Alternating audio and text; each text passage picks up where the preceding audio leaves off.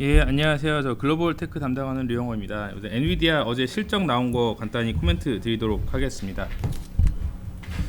어제 엔비디아 실적 발표했는데요. 2분기 38.7억 달러로 저희 추정치랑 시장 추정치보다 훨씬 잘 나온 실적을 기록을 했습니다. 그 중심에는 이제 데이터 센터 그리고 게이밍 쪽 두 개의 사업부가 이제 있었다라고 말씀드릴 수가 있는데요. 이번 2분기는 좀 엔비디아한테 좀 특별했던 분기였습니다. 그 이유가 역사적으로 처음으로 이 게이밍 사업부가 아닌 사업부가 전체 매출 비중이 1위로 올라섰습니다. 그래서 데이터 센터 사업부가 전체 매출에서 이제 1위로 올라서는 그런 분기였었고요. 그리고 이번 데이터 센터는 이제 멜라노스가 이제 실적으로 합병돼서 전체적으로 처음으로 이제 반영된 한 분기였습니다. 이번 분기에서 데이터 센터에서 약 30% 정도가 이제 멜라노스 매출로 잡혔고요. 나머지 부분들은 이제 저희가 좀 그래도 어느 정도 유지가 될 수 있었다라고 생각했었던 프로페셔널 비주얼라이제이션 같은 경우는 생각보다 좀 덜 나왔고요. 그 자동차 같은 경우는 오히려 생각보다 좀 더 잘 나왔습니다. 그래서 잘 나왔다고 엄청 잘 나온 건 아니고 저희가 마이너스 한 40% 정도 QOQ로 빠지는 걸 예상을 했는데 한 30% 정도로 방어했다라고 보시면 될 것 같습니다. 그래서 전체적으로 2분기 실적은 굉장히 좀 잘 나왔고 다음 분기 가이던스도 생각보다 좋았습니다. 4분기 가이던스를 43에서 44.9억 달러 정도를 줬고 시장 예상 같은 경우는 40억 달러이기 때문에 충분히 잘 나온 수치였습니다. 근데도 불구하고 어제 그 주가를 보시면은 이제 보합세로 거의 마무리가 됐는데 이게 왜 그러냐면은 이제 이 엔비디아 실적을 볼 때 주가와 연동되는 부분은 이 실적의 이제 퀄리티 쪽에 좀 많이 관심을 있는 것 같아요.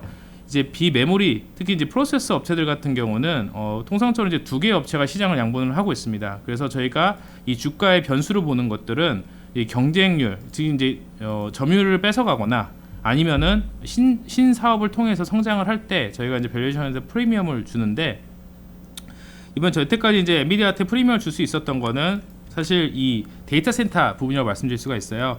제가 이 엔비디아 보고서 낼 때마다 이제 항상 강조를 드렸던 차트 중에 하나인데요. 이 검은색 같은 경우는 분기당 데이터 센터의 매출이고요. 저희 이 주황색 같은 경우는 엔비디아의 주가입니다. 보시면은 이 데이터 센터 성장과 함께 거의 높낮이를 계속 같이를 하고 있습니다.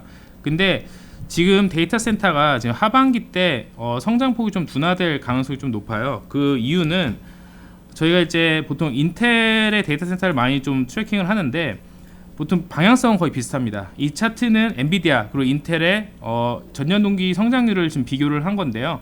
보시면은 거의 비슷한 추이로 움직입니다. 여기 음영으로 된 부분은 올해 하반기 추정치인데 인텔 같은 경우는 최근에 실적을 발표를 하면서 향후 3분기, 4분기 숫자를 저희가 추리를 할 수가 있었습니다. 3분기 같은 경우는 전년 동기 대비해서 한 6% 정도 그리고 4분기는 전년 동기 대비해서 한 15% 정도 하락하는 모습이 지금 추론이 되거든요. 그렇게 되면은 엔비디아도 거의 비슷한 양상으로 갈 수 있겠다라는 좀 우려가 많았었고요. 그래서 이번에 컨퍼런스 콜 할 때도 대부분 많은 그런 질문들이 이 부분에 많이 집중이 됐습니다. 네, 결론적으로 말씀드리면은 엔비디아는 이제 인텔처럼 그 정도 하락폭은 크지 않을 거라고 좀 보고 있고요. 여기 말씀드린 이유는 첫 번째로는 이제 멜라노스를 인수를 했기 때문에 네트워크 사업부가 어느 정도 일정 수준의 그 매출을 좀 방어를 해줄 수 있다. 그리고 두 번째 같은 경우는 이제 신제품 효과가 아직 남아 있다라고 말씀드릴 수가 있는데요. 이번 분기 이제 지난 5월달에 발표된 그 암페어 같은 경우가 아직까지 전체 매출에서 한 25% 정도 내밖에 안 됩니다. 그래서 실질적으로 2분기 매출의 대부분은 테슬라나 볼타가 많이 차지를 했고요.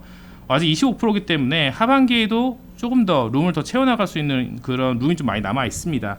그런 감안했을 때 인텔만큼 큰 폭의 하락은 좀 제한적이라고 좀 보고 있고요. 어차피 이제 내년부터 다시 또 본격적인 성장이 나올 수가 있기 때문에 이런 부분은 좀 우려는 좀 너무 많다라고 좀 보고 있습니다. 오히려 이제 하반기 때 저희가 좀 집중해야 되는 부분은 이 게이밍 쪽이라고 말씀드릴 수가 있는데요.